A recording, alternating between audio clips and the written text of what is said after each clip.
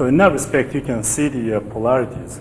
Our focus is always directed in certain way. Sometimes focus on self, and the next moment is focused on the world outside. The mind is fluid in general. As you experienced watching a tree, the mind, if there is such a thing, the mind wanted to be fluid. It was your head, your consciousness, so the controlling part of yourself saying, I should be focused, I should feel this way, I should not feel that way. But the spontaneous, natural movement of the mind is not bound by and restricted by your self-expectation or dogmatic thinking. So focus can be self-focused or task-focused. When the mind flows back and forth, that's a sort of a natural and healthy condition. When the next door neighbor is having a renovation, it's very annoying. And, you say, well, it's so noisy, I cannot concentrate. And when you start reading an interesting book or a newspaper article, that goes into the background. It doesn't bother you. Especially if workers are making a lot of noise for your renovation, their noises don't bother you so much as next door neighbor's renovation. So there's a subjective element. We're also motivated by anxiety to avoid certain things, but also we have the desire side. So in the last big nose exercise, you are motivated, or you wanted to get to know each other. That desire to know each other, desire to find something in common with other people, pulled you forward. The embarrassment or self-shame around the big nose was pulling you back, but the desire to move forward guided you forward. Therapists would say, well, if you're anxious, you have to control anxiety, you have to feel good about yourself, let's raise your self-esteem first, etc. There are a number of roadblocks placed by the therapist or by the therapy itself. The Moritian approach is say, well, just not cut through those, just walk around those anxieties and then go to the next step, and that is the desire. In spite of the anxiety, in spite of the, say, thoughts and feelings around the big nose, you can engage in action. And the action in that case was to talk, and also to be visually focused on your partner or on the other persons.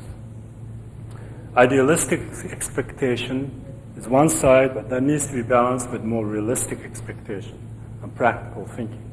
What cannot be changed, what cannot be controlled, may have to be left as they are. Instead, we can choose our action, because action is a lot easier to choose and modify.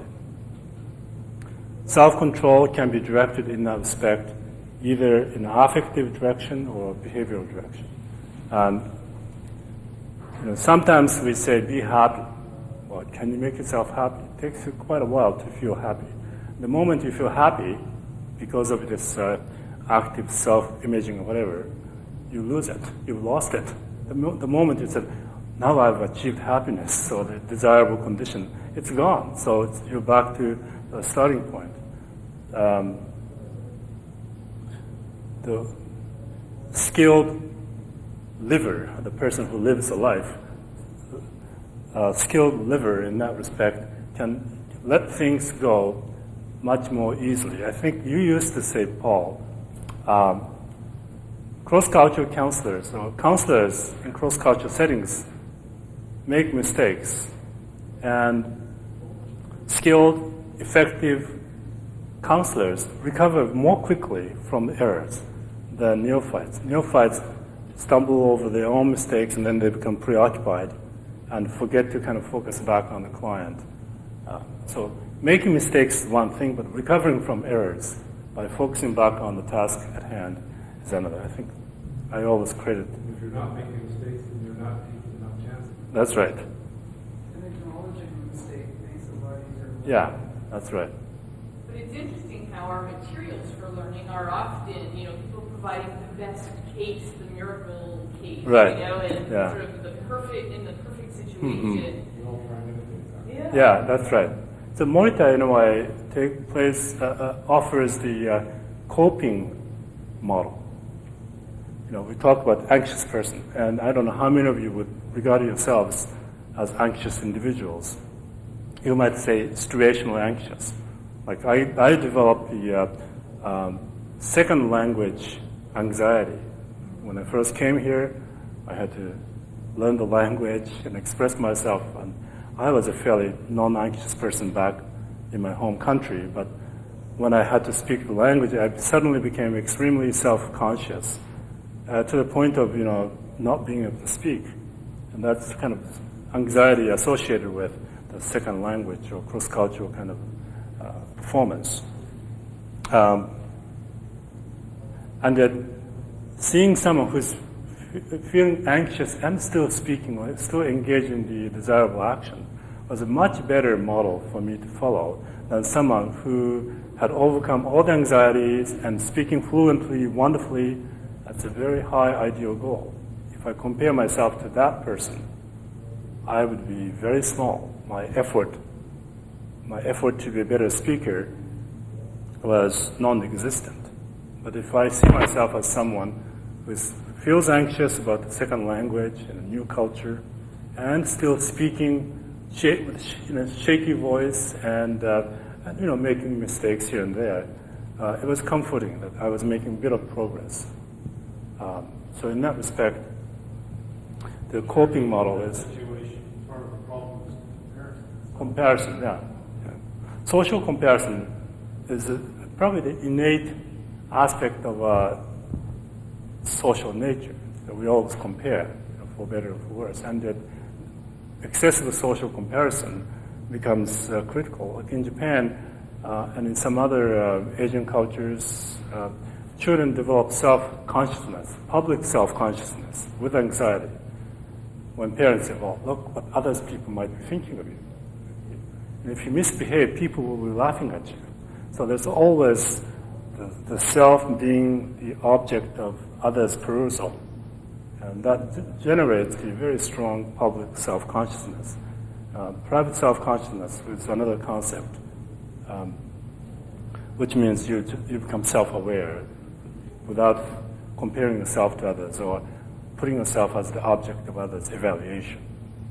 So, Morita therapists put any kind of judgment call on either one of those two columns. Like I look at that and I say, I would rather be motivated by desire than motivated by anxiety. Mhm. And I would rather be accepting of myself than critical of myself. Right. But a Morita therapist would say, hey, those are going to occur at any time, and you're both okay. yeah, there are times you become self-critical, but then you can be self-critical and then dwell on it, but do nothing action-wise. The self-criticism could have something concrete and practical. Say, you made a mistake in a public presentation. You introduced a speaker, you made a big error and, used the wrong term or something.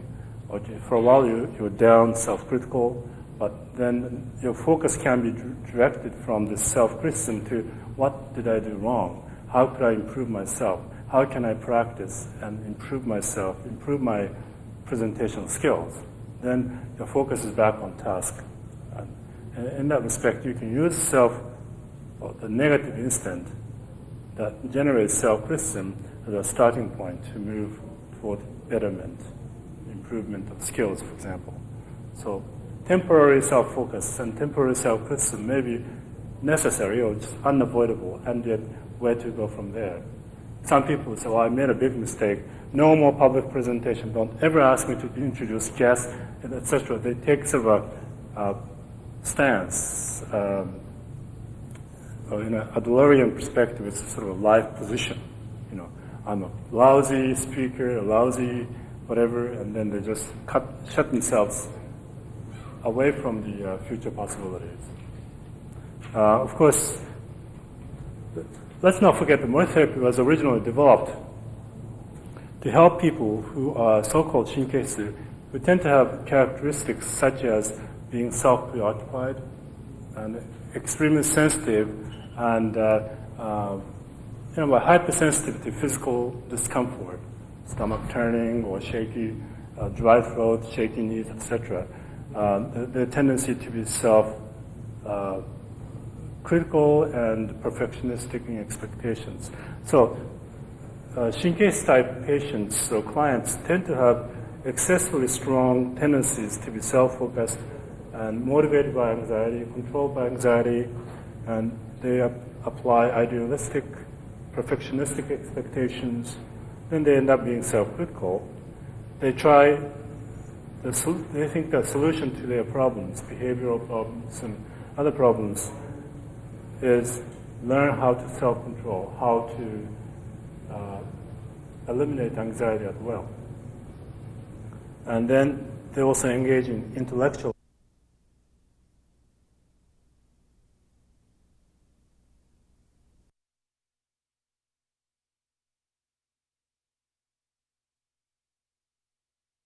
Always engage in self-talk, and I don't know how he is as a person, but he intellectualizes so much that he doesn't even know the sun is shining outside, so to speak. Then there's an avoidance and defense, and risking and immersion, as you said, Paul, brings up new opportunities, and there's always uncertainties around doing something new or facing a new experience, and yet sometimes risking is worth it. Then focus on the need of self. Like, what do I need? I want to feel safe. Then I want to feel secure. That means I should turn down invitations to speak or whatever. The self-focused, self-serving needs, need fulfillment, often take them away from new opportunities. Sometimes we need to address our own needs, and it's important too. But at the same time, we have to kind of balance. What about needs of the situation? If you are social anxious, you don't want to yell out. And that if your child is having a physical problem, and you need to call out the doctor, but you're too embarrassed, what do? Be quiet and hope that someone will notice that your child is suffering, or yell out, "Help! I need a doctor. I need someone to help my child." Be embarrassed about it, but then you have the choice between these two. So that's the kind of balance we want to restore. It's not that you should be always task-focused. It's dangerous if you're entirely task-focused and totally immersed in the experience. You could be a very effective murderer, as an example. On the other hand, if you're excessively self-reflective, there's no action to follow. So the extremes are problematic because you get fixated on one type of living, one type of being. But what's important is to have that flexibility and fluidity between the two. You can feel, reflect, and also take action. You can acknowledge your desire to feel safe or not wanting not to face the uncertainties, but also you might give yourself a chance to try something new. So the Morita Therapy is a very experience-generating, experiential, and non-intellectual approach in that respect. Theory is intellectual, but we do not promote talking and intellectualizing in this approach, because those clients who are suited for Morita Therapy do over-intellectualize and over-engage in self-reflection. So Morita Therapy tries to create a balance by focusing on the other side, externalizing the attention. So that I will talk a little bit more about the residential approach that characterizes the Moritian principles very effectively. Let's take a break. When you come back, I've asked Cynthia to read a story that I wrote. It's a story that depicts some of the Moritian principles. So shall we take a 10-minute break? When you come back, we'll start off with the story. Thank you. Sure. So, for example, anxiety. We experience anxiety in many different ways. One is the physical, anxiety around physical existence, fear of death, fear of illness. We put on a coat or carry an umbrella when it's rainy because we don't want to catch a cold, we don't have a pneumonia, and other types of problems. We want to feel comfortable, we don't want to feel cold and chilly, etc. Anxiety and fears exist almost as a part of the human existence. Now, we also have anxieties around interpersonal existence, so social anxiety, the fear of rejection, fear of making a fool of yourself in front of others, fear of being disliked, fear of not respected by others. We also have more personal, existential type anxieties, like fear of not finding meaning in life, fear of losing or not succeeding in your career, fear of not achieving personal goals before death. Some are more spiritually oriented anxieties, like fear of not being connected with God for some people, or fear of being alone or being abandoned, not only socially, but abandoned by God or some great force. Now, this column is a bunch of fears and anxieties. In Morita, we look at the other side. We consider fear and desire as two sides of the same coin. Where there is a fear, there's a desire. The fear of death is paired with the desire for life. Fear of illness, desire for health, right? Fear of social anxiety, social desires. So fear of being rejected, fear of social failure, fear of being disliked are accompanied by a desire to be liked, desire to be socially successful, desire to have friends, desire to be appreciated. So, looking at the existential, spiritual, and personal aspects, fear of not finding a job, desire to find a job, the fear of not finding meaning in life, desire to find meaning. So in that respect, our fears and anxieties that abnormal, that unacceptable?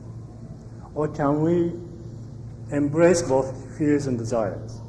That fears are inevitable part, inevitable reflection of the desire.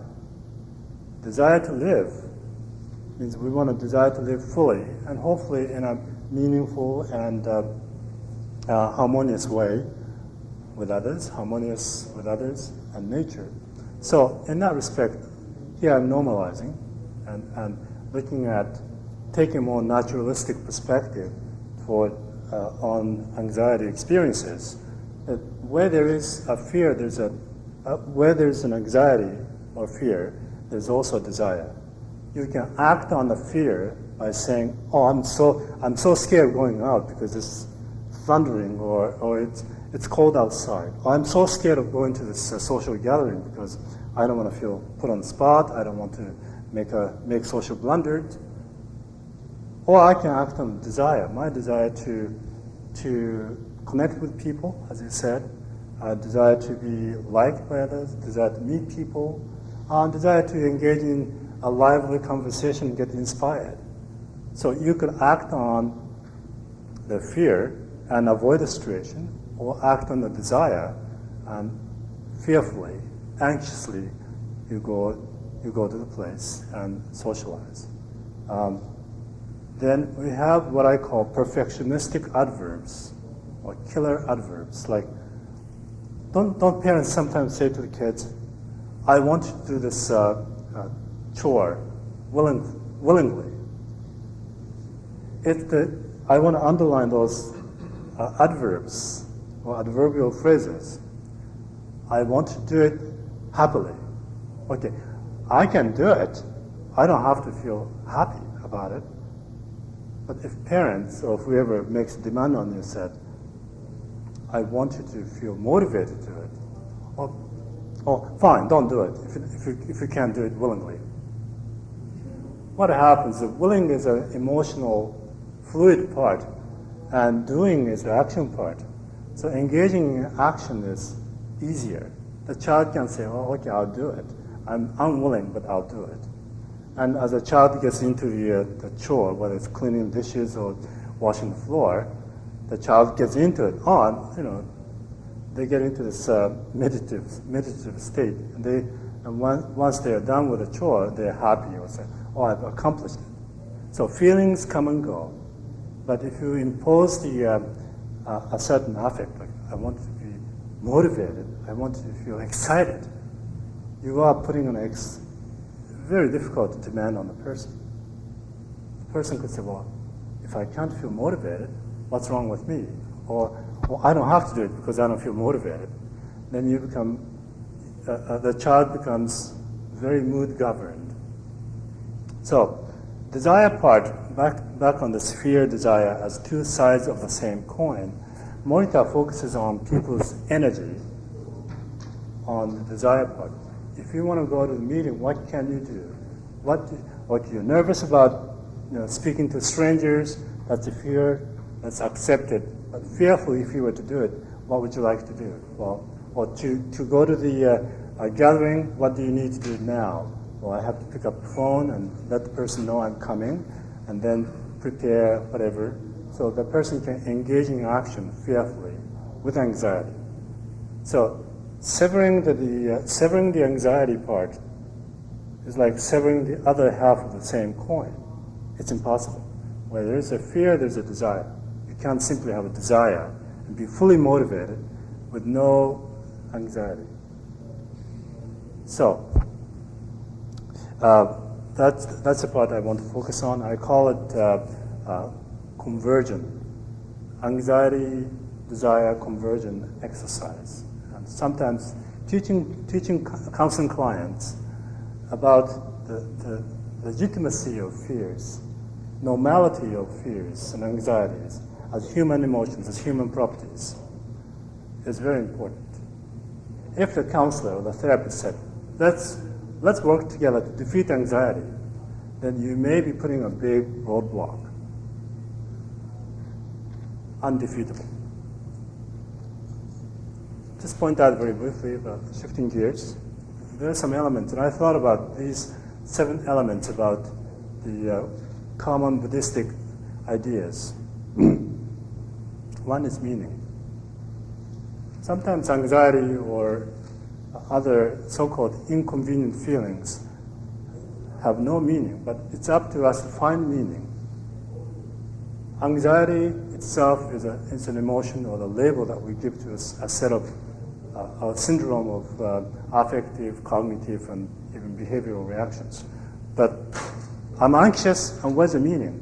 I'm anxious because I'm afraid of being seen incompetent by others or making blunders in public places, but I want to present my ideas. Then there's meaning in persevering with anxiety because my desire pulls me forward. My anxiety puts a brake on me, but in spite of the anxiety, I will move forward. So in that respect, there's meaning in suffering. It's not that suffering is good, it should be always generated, but if it happens, let's get the best out of it. That's a sort of Buddhistic idea. Second is acceptance.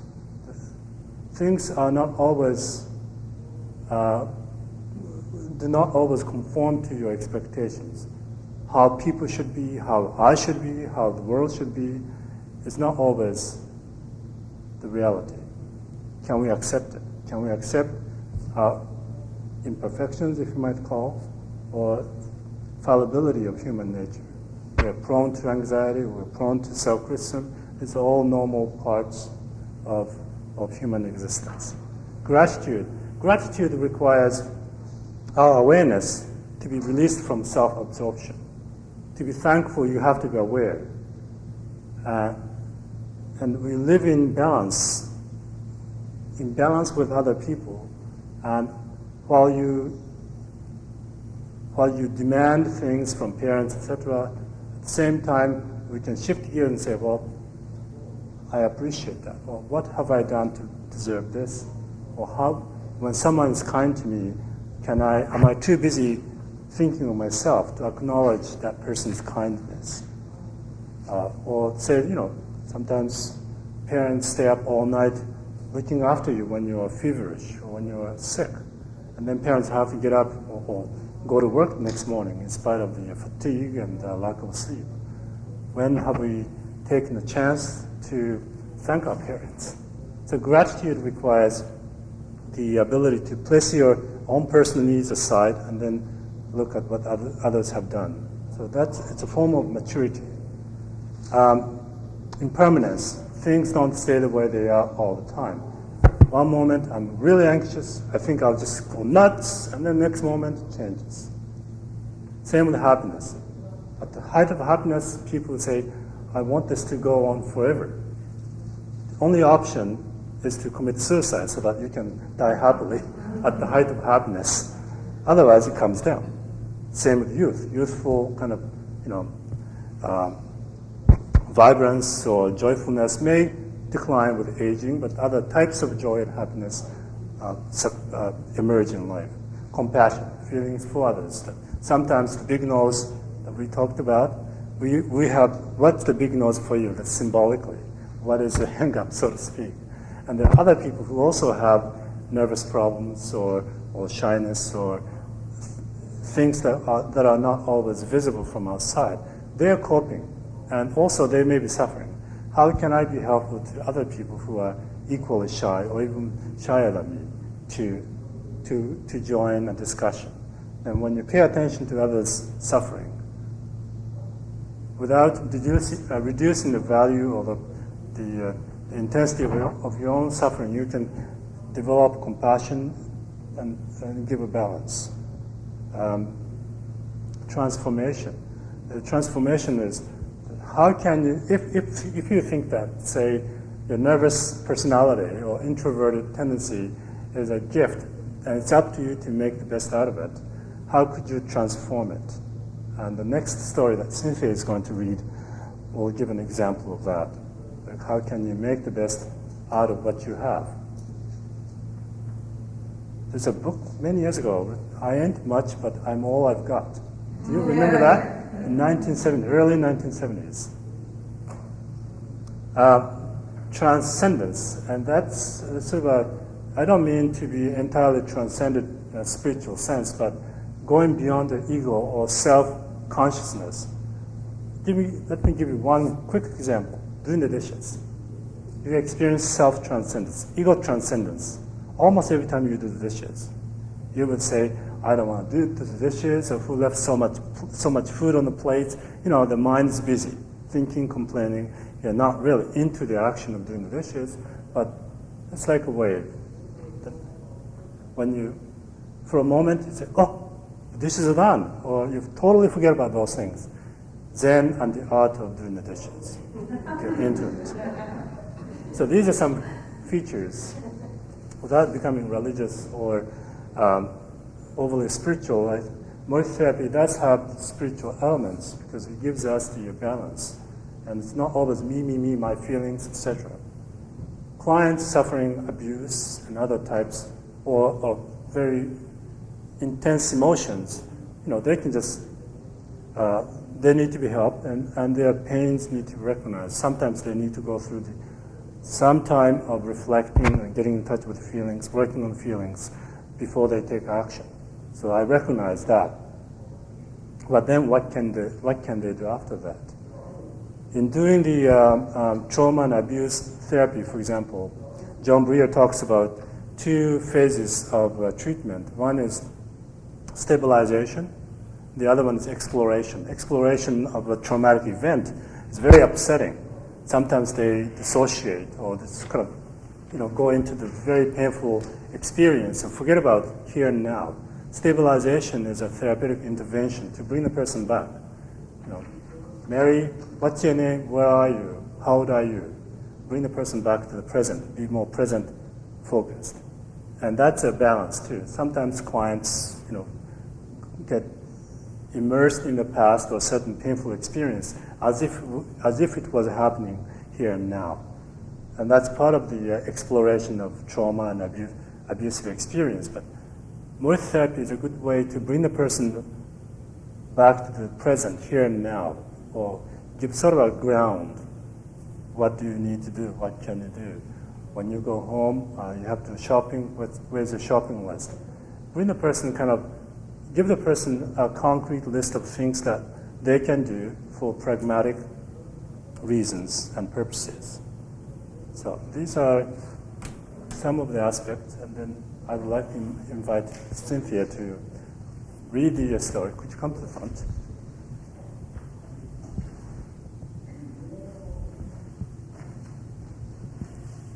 Please.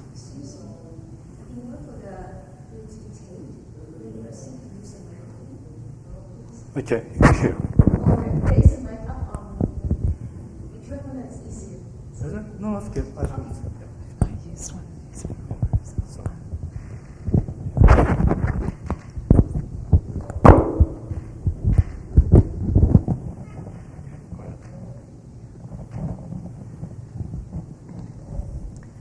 This story is called Shaky Joe and Thunder Master. There lived an unhappy man named Joe in a small distant village on the mountainside. He was a skilled carpenter, but he was very ashamed of his fear of thunder and lightning. People called him Shaky Joe because his knees shook, his teeth chattered, and his heart throbbed like boiling water. Thunderstorms often visited this village every summer. People, except for Joe, were used to them. But Joe was so scared that he hid under the bed, trembling in fear. He used to say to himself, "This is it, the end of my life. I'll be hit by lightning." His vivid imagination of being burnt to death was no help. A big man like me shouldn't be nervous and scared. Look at my shaking knees and throbbing heart. My teeth are chattering like the lid of a boiling pot. I wish I could be free from all these so that I could live like a normal man. When a thunderstorm came, the villagers used to say, "Shaky Joe is hiding under the bed again. Well, we won't see him for the next couple of days until he gets back to normal. Don't expect to get your order finished." One day, Shaky Joe was told that a thunderstorm was coming. As he heard this news, his knees started shaking, teeth chattering, and heart throbbing. The more he tried to stop them, the worse they got. Joe had been under his bed already when he heard a thunderbolt above his head. Flash! Crack! "This is it! I'll be dead," he thought. "Surprise!" said the unknown source of the voice. "My goodness, look at this red-faced little creature standing by the bed with thundering drums." Joe immediately knew that this was Thundermaster from the legend that the villagers often told their children. Thundermaster said, "I've been looking all over for you." He continued, "I want to place an order. We are having a party next week up in the mountain. We need 3 brand new oak chairs, just like the ones you made last summer for the village festival. I need them in 6 days, starting today." "But I'm a nervous wreck. I can't get back to work after such a terrible anxiety attack. It's impossible," replied Shaky Joe in a weak, trembling voice. Thundermaster said, "Sorry, but you are the chosen one. I will have to take your life away if you don't complete the order." Joe knew that Thundermaster really meant it. "But I'll get you anything you want for a reward." After thinking a while, Joe nervously said, "I want new parts of my body, a pair of knees that won't shake, a set of teeth that won't chatter, and a quiet heart that won't throb. Very well. I'll check on your progress every day. With a great flash of light and earth-shattering thunder, Thundermaster vanished. Joe could not sleep that night. He was scared of what had happened to him that day. Next day, Shaky Joe heard a thunderstorm from a distance. As usual, he felt the shaking of his knees, the chattering of his teeth, and the throbbing of his heart. He hid under the bed and trembled. Under the bed, Joe was feeling sad. He wondered if he could get anything done in his life at this rate because of the fear. Soon, Thundermaster was in Joe's room. "Joe, how is my order of chairs coming along?" Joe replied, "Sorry, sir, but I'm so scared and such a nervous wreck that I can't get to work." Thundermaster repeated 3 times, "Complete the order, or you'll be dead." Then he vanished. "This is serious business," Joe said to himself. On the 3rd day, another thunderstorm came. Shaky Joe had to deal with Thundermaster's threat again. There were only 3 days left. While his legs were shaking, teeth chattering and heart throbbing, Joe took his carpentry tools and oak wood pieces to show Thundermaster that he was trying, although Joe had no hope of completing the order in 3 days. Joe hoped that Thunder would have pity on him and spare his life. He trembled under the bed in fear as usual. Joe held a plane in one hand and a piece of oak in the other. As his arm shook, the plane touched the wood and it rhythmically started carving the wood into the shape of a leg of a chair. Joe felt, aha, this may work. In half an hour, Joe finished one of the legs. Then he saw Thundermaster looking under his bed, smiling at him. Thundermaster said to him, "I'm happy to know that you are taking me seriously. You've got 3 more days. Good luck." And then he vanished. Joe crawled out from underneath the bed with the finished leg of the chair in his hand. He still felt shaky and nervous, but strangely, he also felt pleased with himself. It was a strange sense of accomplishment that he had never felt before. I didn't know I could work even when I was shaking. This was a big surprise to him. He worked on the chairs for the rest of the day. By sunset, his arms were quite tired, and he had a good night's sleep after supper. Next morning, on the 4th day, Joe gathered all the tools and wooden materials for the ordered chairs around the bed. He was well prepared for another thunderstorm. By then, he had finished half the work. "Here it comes," Joe uttered as he heard thunder and lightning. He felt nervous and scared. His heart throbbed, his teeth chattered, and his knees shook. Joe crawled underneath the bed with his tools and materials. He has to raise the bed so he can stand up and assemble the pieces. Now, here, he had a little workshop. Joe's knees shook, teeth chattered, and heart throbbed, but Joe was also busy working on the order. Flash! Crack! Here came Thundermaster again. But there was no response. Joe was so immersed in his work that he hadn't even noticed that Thundermaster was there. Thundermaster just smiled and quietly vanished. The same thing happened on the 5th day. The last day finally came, along with another thunderstorm. Joe had worked all morning and the chairs were almost completely finished. All he had to do were minor adjustments and sanding. As he heard another thunderstorm coming near, he felt nervous and scared as usual. Joe said to himself, "Okay, time to get to work. I have only half an hour left. He worked hard and forgot everything else, everything underneath the raised bed. Joe heard some noise and stepped out of his converted workshop. Flash! Crack! There appeared Thundermaster. Joe pointed to the 3 beautifully finished chairs. Thundermaster said, "Very well done. Thank you. Your life will be spared. As a reward, you asked for a new pair of knees that won't shake, a new set of teeth that won't chatter, and a quiet heart that won't throb. Here they are."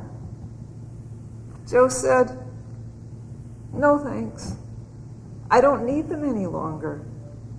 What else would you like for a reward then?" Joe replied, "Thundermaster, you have already given me a reward. I learned how to work even when thunder and lightning is frightening me. When I shake, I just find a plane and work on a piece of wood. You taught me a lesson. After all, I like my knees and teeth and heart. These are precious gifts from my parents. I'll live with them and take good care of them." Thundermaster quietly smiled at Joe and then vanished. Afterwards, Joe felt at peace with himself for the first time in his life. He wasn't ashamed of himself any longer. He was comfortable with his shaky knees, chattering teeth, and throbbing heart. He said to himself, "Now I can work and shake at the same time." Since then, thunder and lightning never stopped Joe's work. His business prospered. He became a well-respected craftsman, highly reputed for his fine workmanship and reliable work habits. Ever since, whenever a thunderstorm visited the village, Joe smiled warmly and remembered the visits of Thundermaster.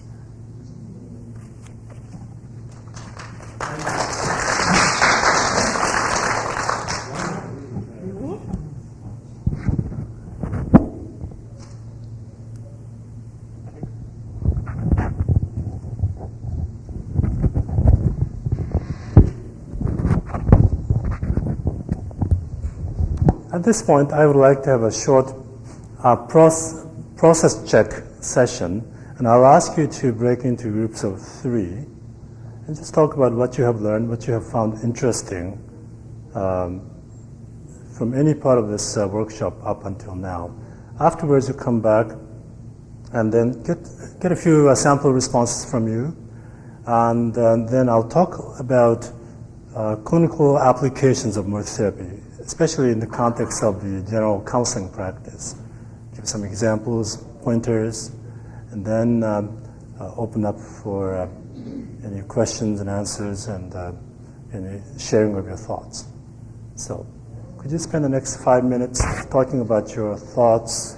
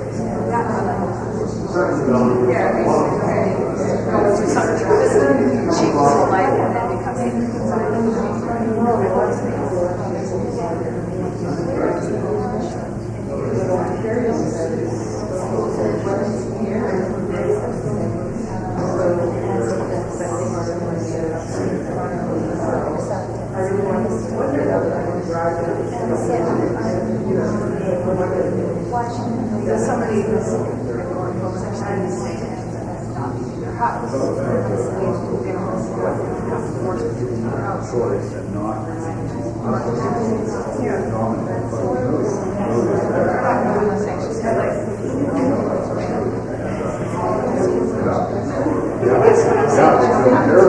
have something like that. You're not really running your house. You don't have to say, look, leave your house first, and then you can say, look,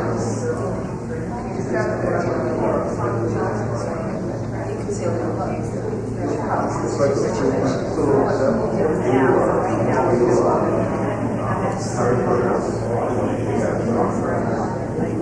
walk outside your patio. Like this is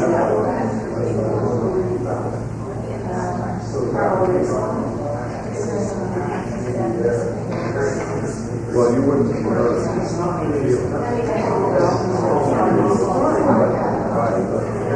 he started underneath it. He started right under this, and yeah, he started in the house. But I don't know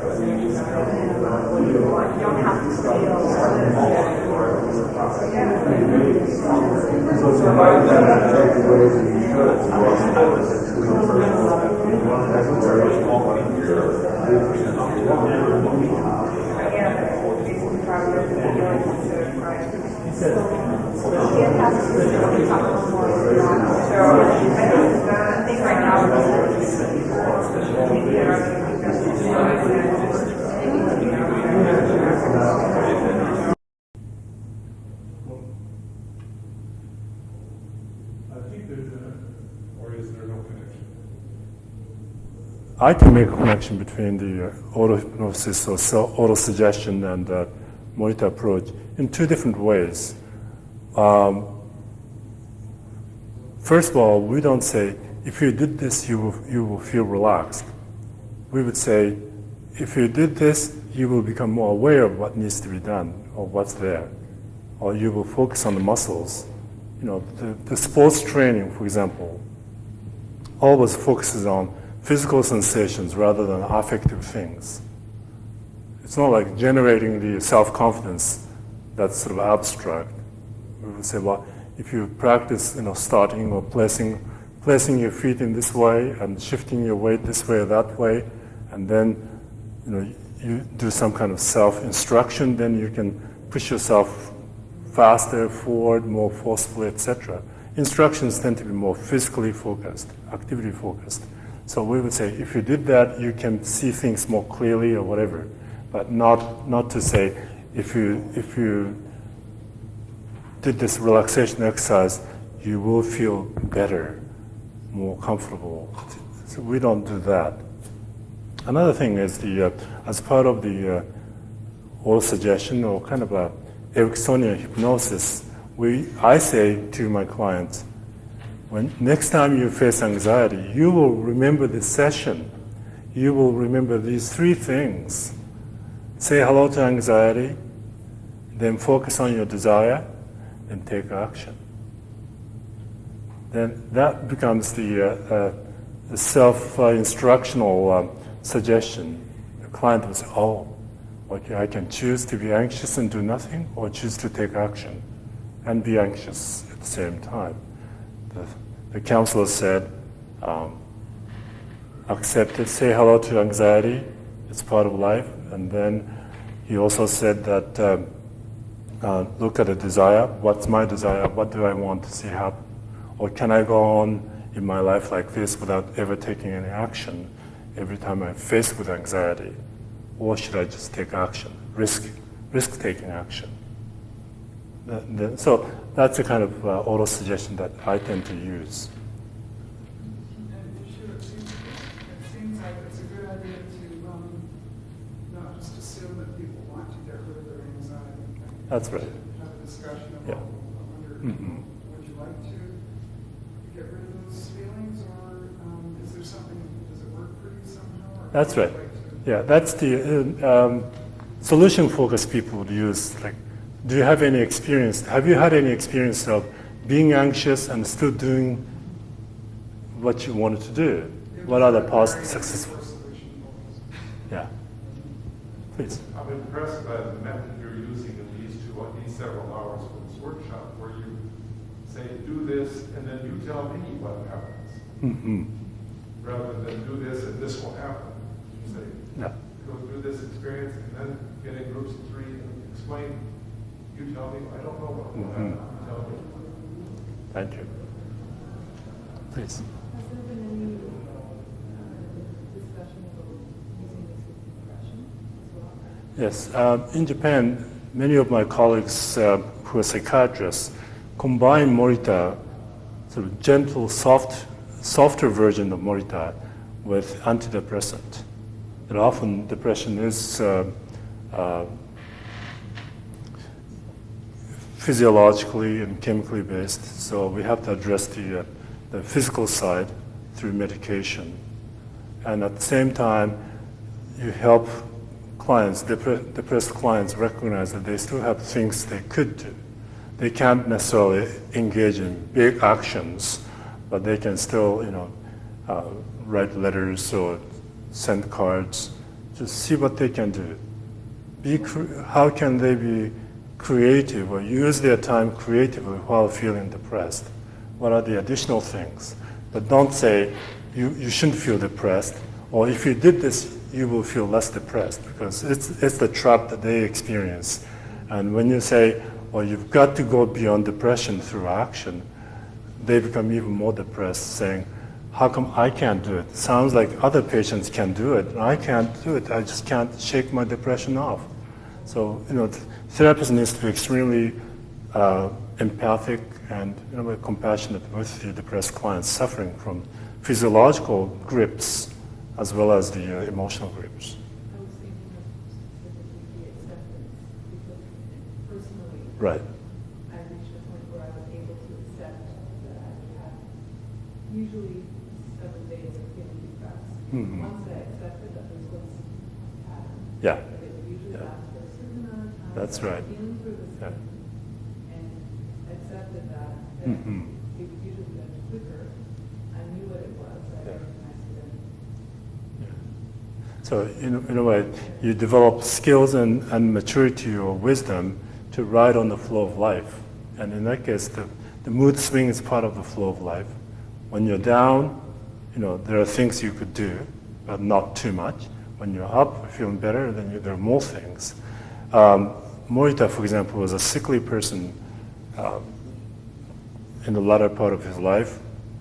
And often he was in bed while he was running the residential treatment center, and his patients were dealing with this kind of shinkeishitsu type problems, and he would say, when I'm sick, only this much, I'll stay up and write and then just lie down.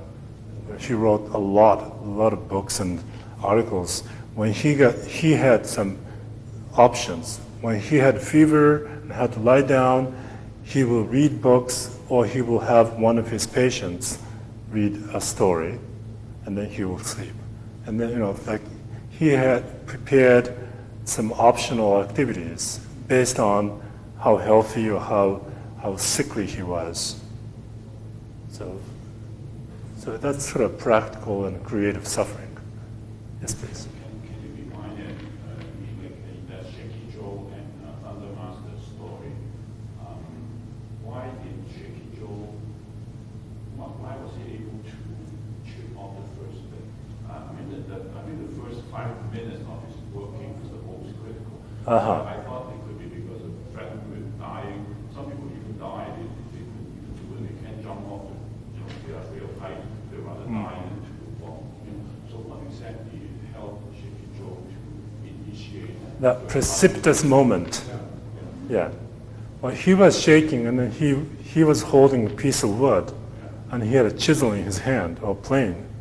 So he just realized while he was shaking, these two things were making contact, and he realized. So his thinking shifted to the more creative one by saying, "Oh, I can shake and work at the same time." So that's, in a way, it was just an accidental discovery that he could do that. Yeah. But yeah. I feel like I'm a Shaky Joe because what happened is I've been not doing my lawyer's papers for ICBC for a year and a half. I had found time for 4 days sitting here listening, and I know that if I don't learn anything, by Monday I'll be more guilty than I am. So I learned from today is you can do it, so maybe I get the lawyer's paper.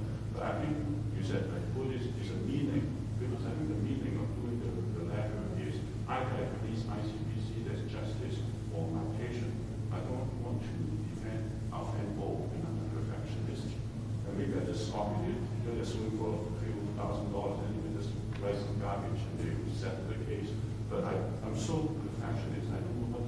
unproductive. So I'm checking the meaning, but I still don't know what would initiate my first bad habit. Right, yeah. So maybe I just close my eyes and put a headphone on. Yeah, one option is to, yeah, okay. Yeah, I'm sure that many of you are pro at, addressing these things. Many of you are very productive, and also many of you probably are perfectionistic, so you probably have your own success stories. But one is to put the pen on a piece of paper and see what happens. Or put your fingers on the keyboard and see what happens. In other words, engage in the action. Yeah. Because writing a perfect letter in the first round is very difficult. Please. Can you talk a little After the meeting, I'll threaten you. about what you were talking about in terms of small Morita? Because I think that might be the way of... Yeah. Some Morita therapists try to change the world or convert everyone into Moritas or Moritians. And my approach is to help Western counselors, psychologists, and psychotherapists to appreciate the value of it without becoming a Morita therapist. And in a small way, you can apply Morita therapy in your own practice. If any of these things make sense to you, you can do it in a small way, a mini Morita. It's like bits and pieces, it's a little snack. It's a piece, take a snack of Morita and see if it works. See if it works on you, see if it works on your clients. Any stories you want to share, like these stories may be helpful, even the big nose exercise, meditation. Please. Question, actually. I'm an educator, and I'm wondering about the application of this in the classroom. I work with adults, and many of them have a lot of life issues that are barriers to their attendance and completion of their studies. So in a non-therapeutic way. Right. Well, it's very, very useful, very applicable.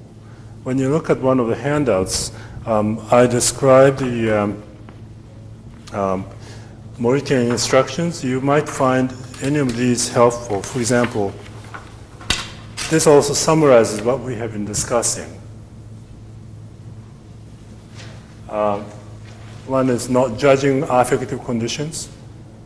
When you're sad, that needs to be accepted as it is, rather than trying to deny it or devalue it, sadness, happiness, etc. And in a way, sharing your thoughts is very important. If you're a teacher, all the more it's important to be a good model for the clients. You have to kind of decide whether your sharing or self-disclosure has any educational merit or demerit. It's up to you. Often, sharing humanness does not mean you're always in a positive mood or positive psychological condition. In fact, we are most moved by people who share the darker side or the more frail part of the humanity. And sharing of that nature really has a positive impact, rather than saying, you have to be ambitious, be courageous, this way, that way. And that just serves as sort of a negative cue for self-criticism. Well, you tell me to be courageous. Everyone seems to be courageous, but me, what's wrong with me? So that perpetuates self-abnormalization.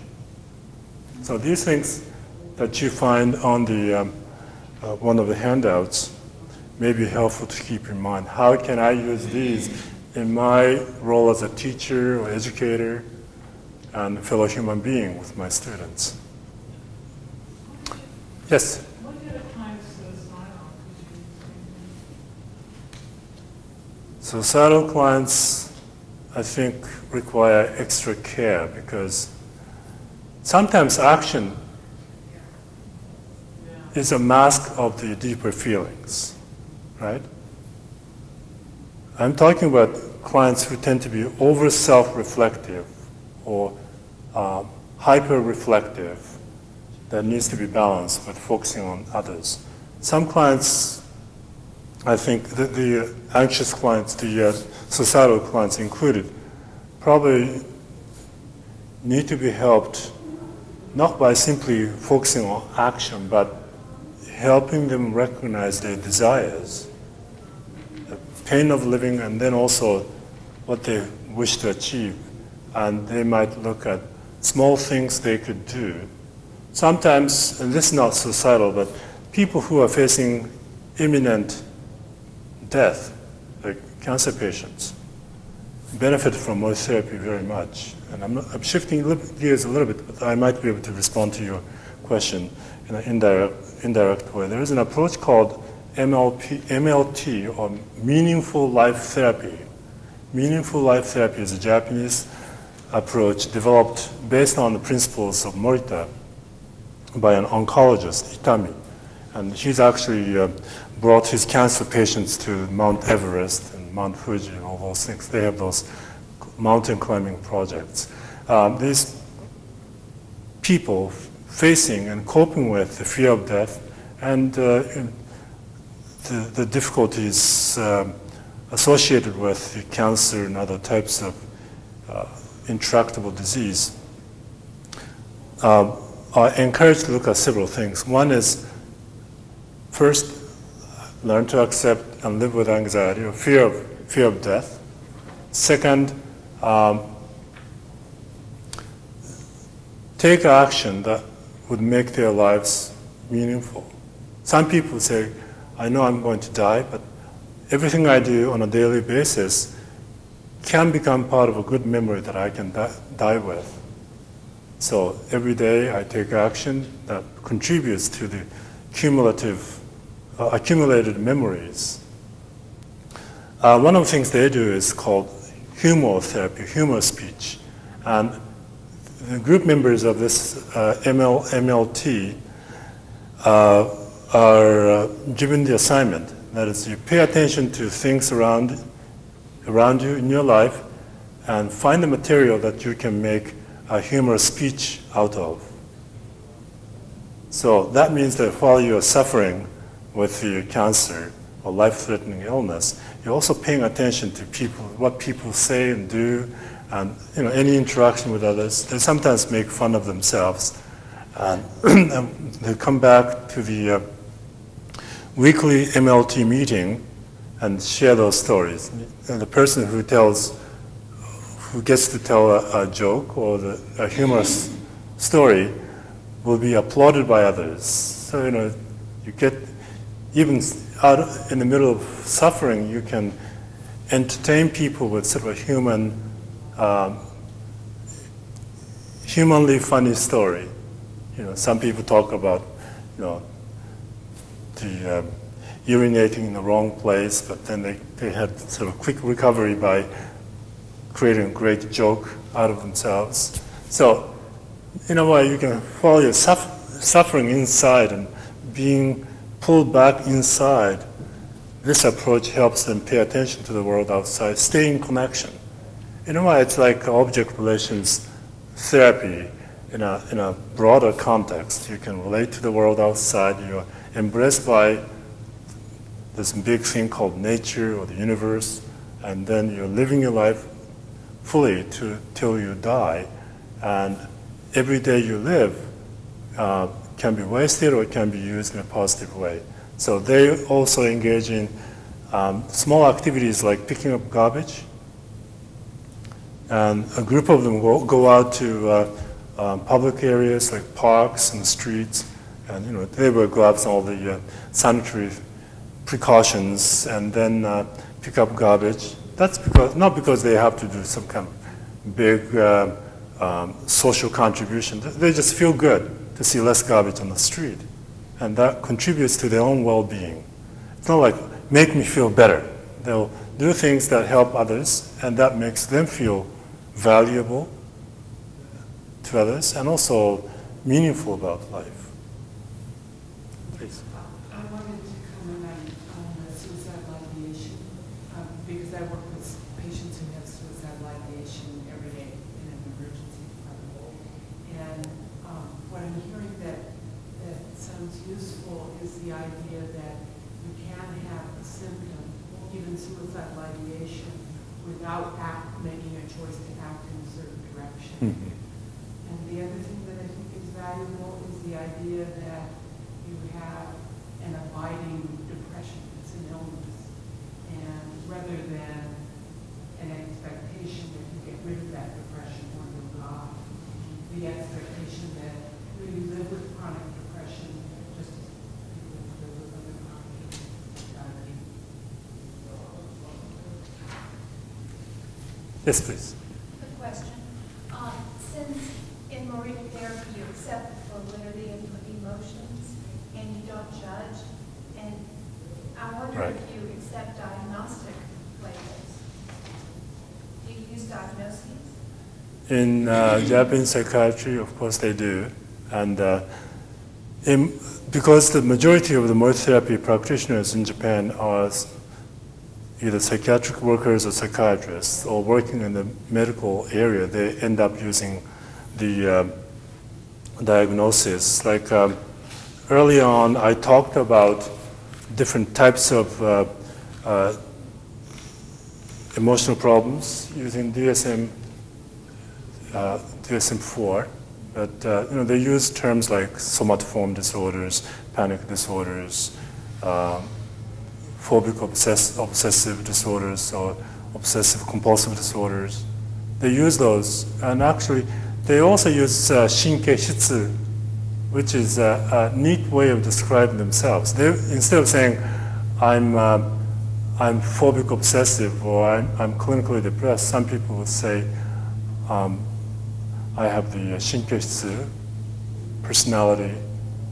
Rather than saying personality disorder, I have a shinkeishitsu trait. That means I tend to be prone to physical discomfort. I tend to be self-critical because I'm perfectionistic. I'm very overly introspective and introverted, and these things backfire on me. But how can I transform this quality of nervous trait into something positive? For example, being a surgeon, you have to be perfectionistic. We don't want a surgeon who will say laissez-faire. Oh, okay, one stitch, two don't worry about it. So, of course, it's a functional direction of perfectionism, and in that respect, the Moritian shinkeishitsu diagnosis or the label helps normalize some of these things. It's not just simply social phobic or being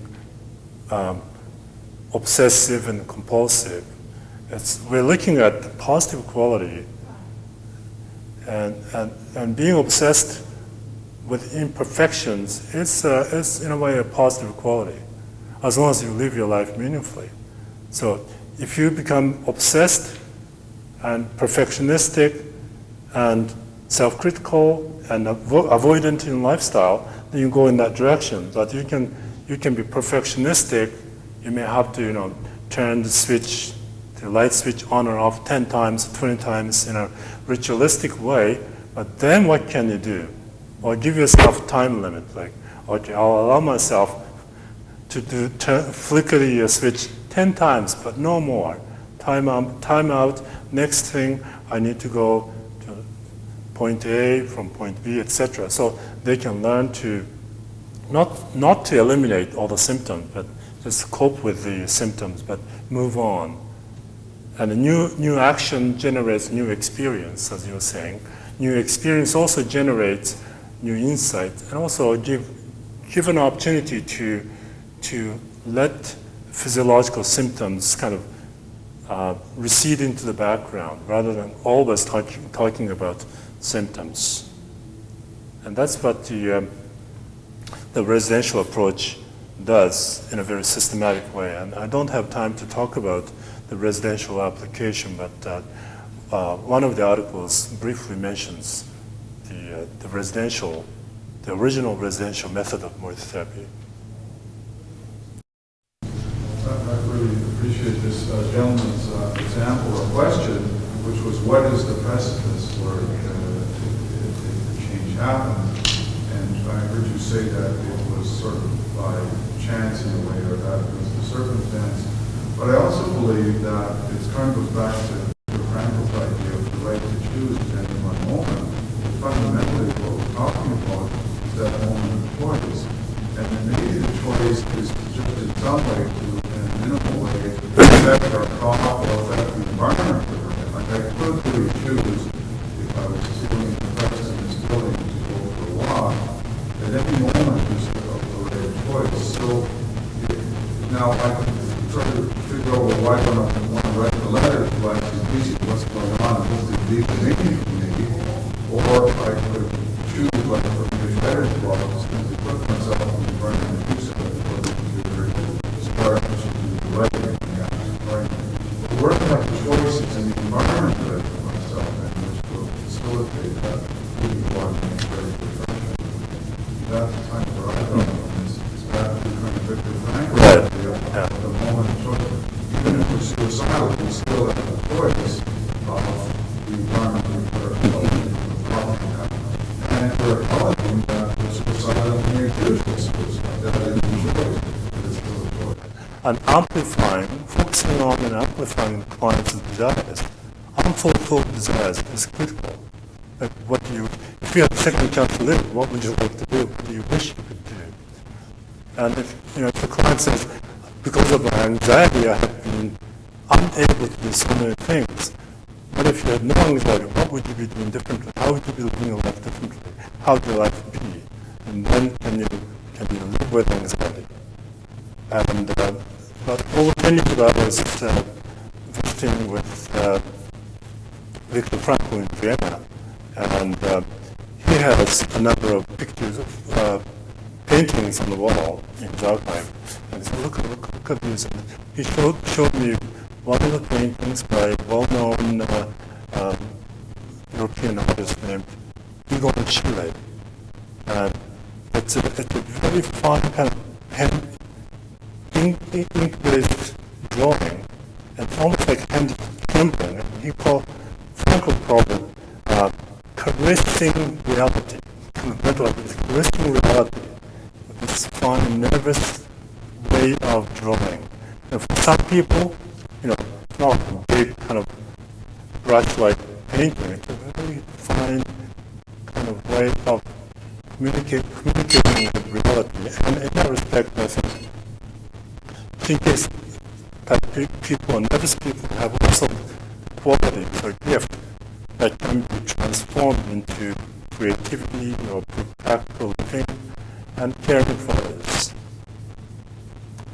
I'm aware of time, so I would like to stop here. Thank you for your comments. I'm now, if you want to talk to me.